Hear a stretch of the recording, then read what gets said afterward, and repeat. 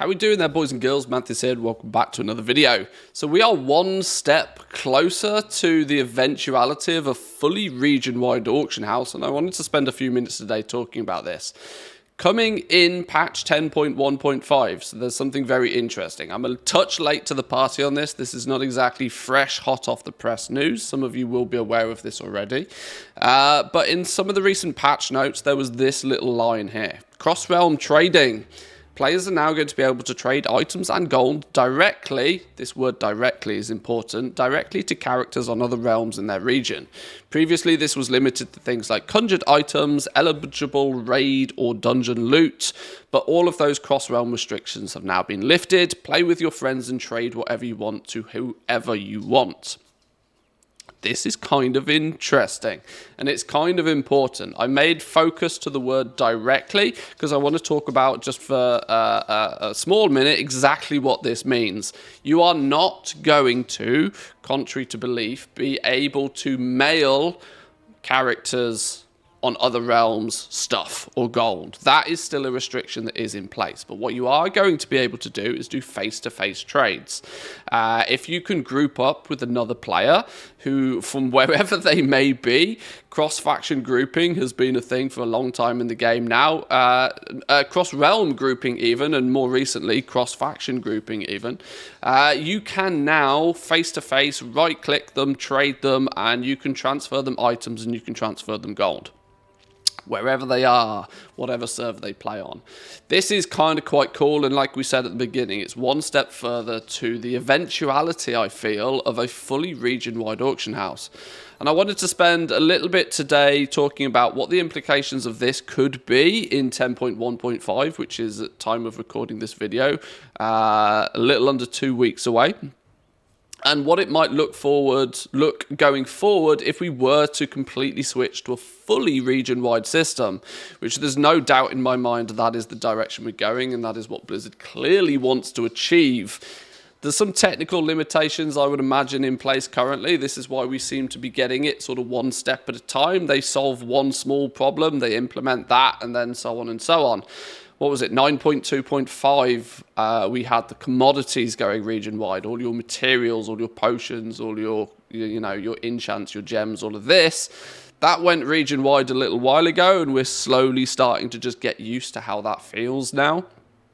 And generally, there's the opinion, I got to remember that, my goblin bias here is not necessarily what the masses feel. I generally think that the overall player base sees this going region-wide as a massive plus, because there's no doubt it drops the prices of most things.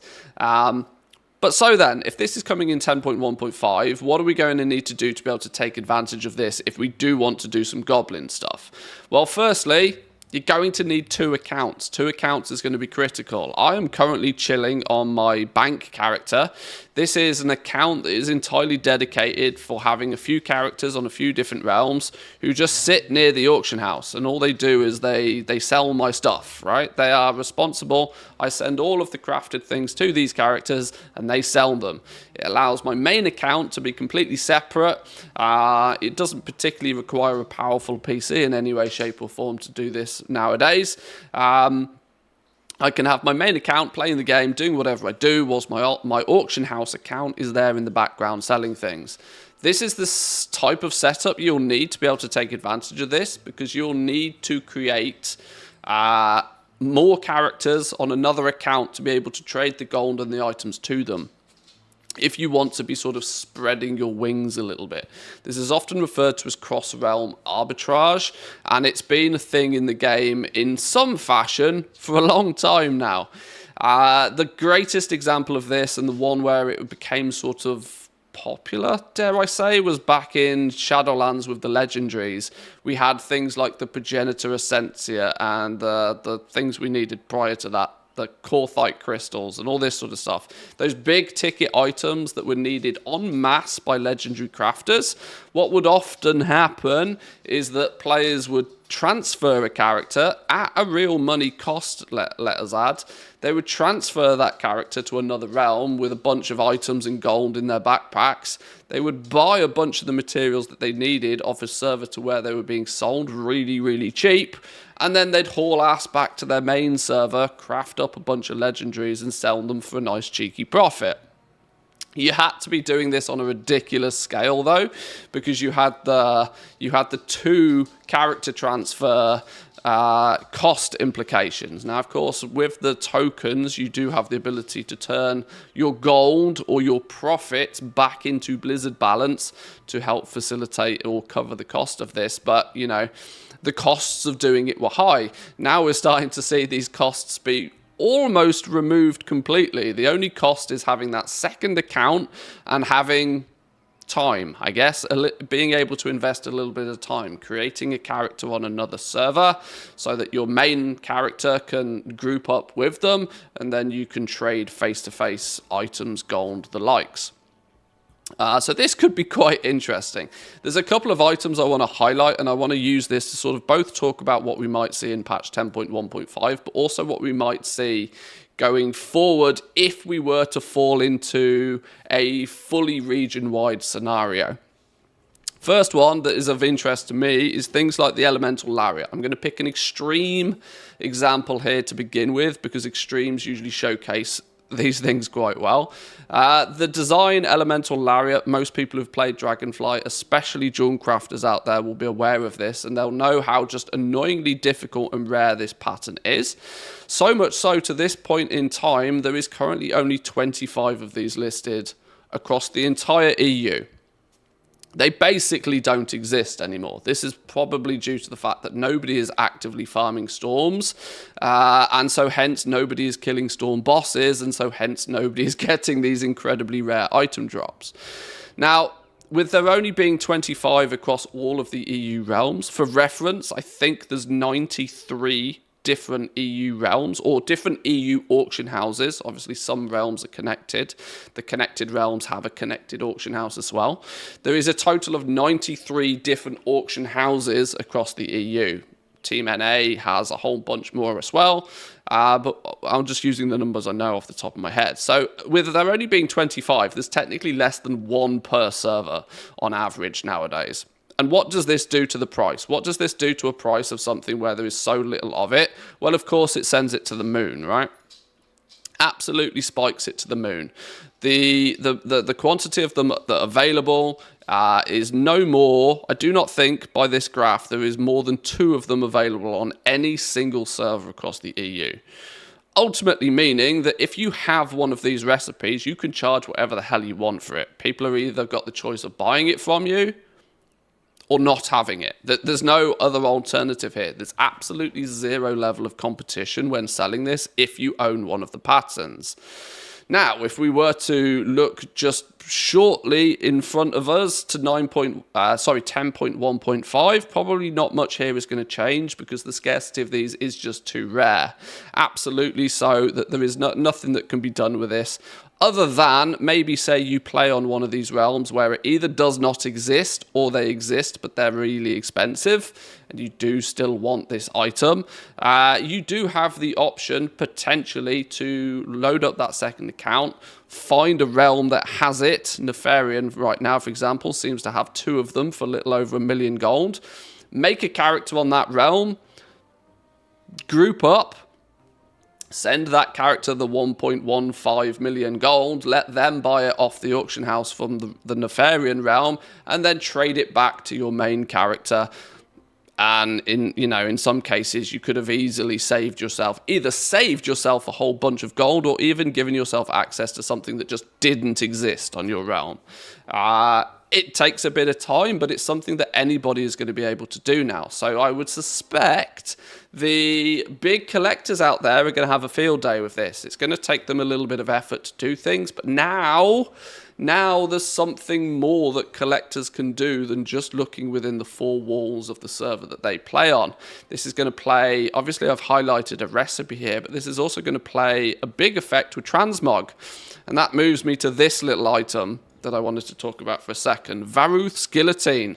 Some of you who played in Zereth Mortis in patch 9.2 would have remembered this as a very rare item drop from within Zereth Mortis. Transmog farmers would often put groups together to just kill as many things as they could to try and get as many of these to drop as possible. This is a good way for me to showcase maybe what might happen in 10.1.5 and some of the opportunities that are available for goblins that have a bit of gold. Or alternatively, it's a really good thing for me to showcase what might happen if the full auction house goes region-wide.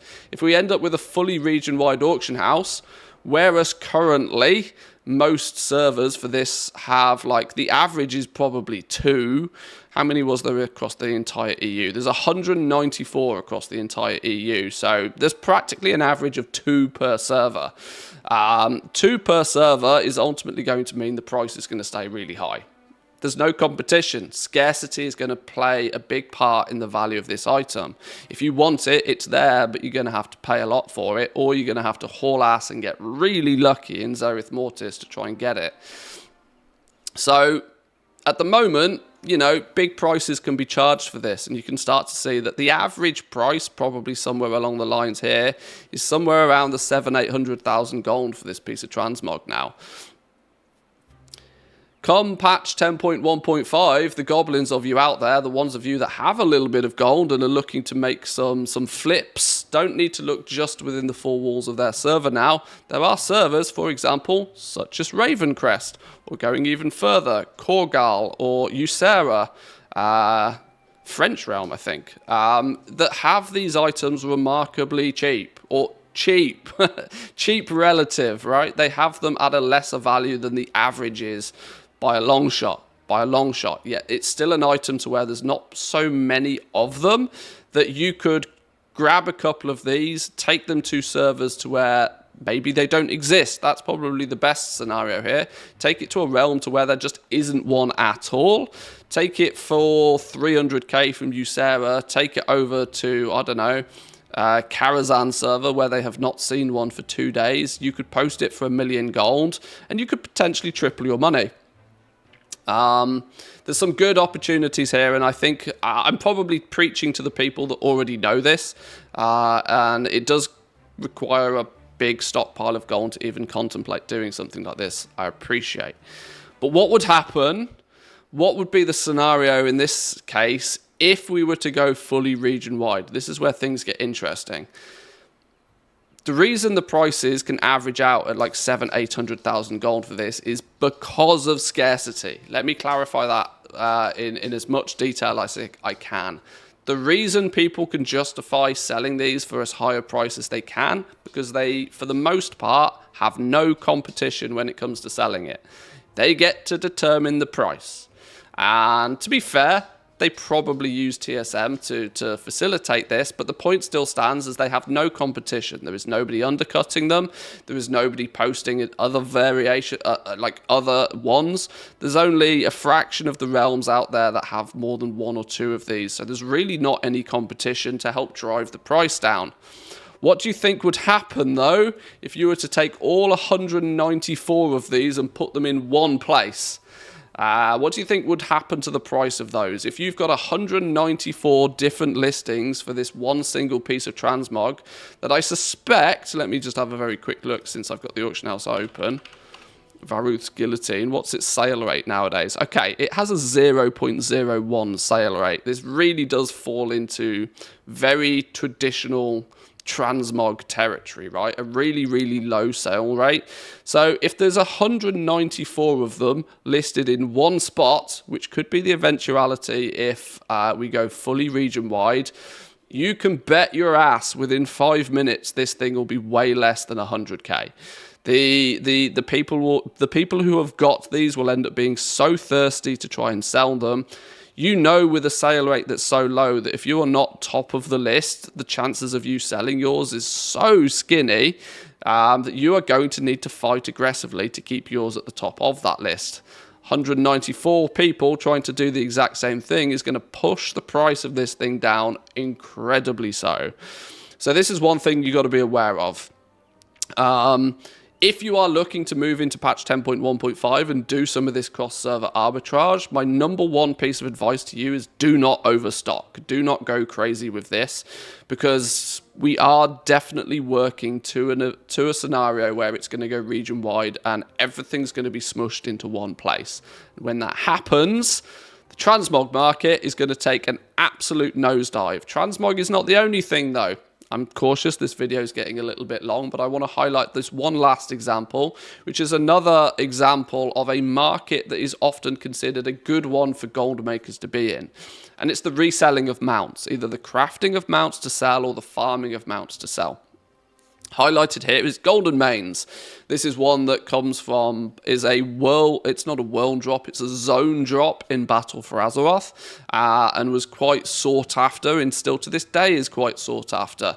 And as you can see on, reasonably sized realms such as Taran Mill in the EU, the price of these is pretty sizable. But the same scenario again, the price of these is only justified by the fact that there is only a handful of them on each realm in most cases. Most realms have one or two. The big realms that have lots of them, on the other hand, competition comes into play. Just look what happens on Archimonde here. There's 14 people on Archimonde trying to compete to sell theirs, and so hence what it's done is it's pushed the price really far down. That's what happens when there's 14 people trying to sell it. Imagine what would happen when 269 people are trying to sell it. So be aware that if we do go fully region-wide, it's going to reduce the value of nearly every single item in the game, especially anything that's rare. So that's going to be mounts, that's going to be pets, that's going to be transmog. This is a goblin nightmare, to be honest. This is going to make it significantly more difficult to make gold, because what would often most likely happen today is people would farm up one of these. They'd spend a few hours farming one of these. They'd get lucky, and then they'd post it on the auction house, and hopefully after a week or two of listing it, it would sell, and they would get, what is currently pretty much an entire token's worth of gold for that little bit of effort. It's relatively worthwhile for people to do that today. Going forward, at least when the region-wide auction house fully hits and fully gets implemented, it could be chaos, but it could be quite fun to see. It's good for the general game, though. It's good for the overall player base, because it will mean people have access to a lot more stuff a lot cheaper. Which, if you're a collector, or even if you just like buying new shiny things, that's good, right?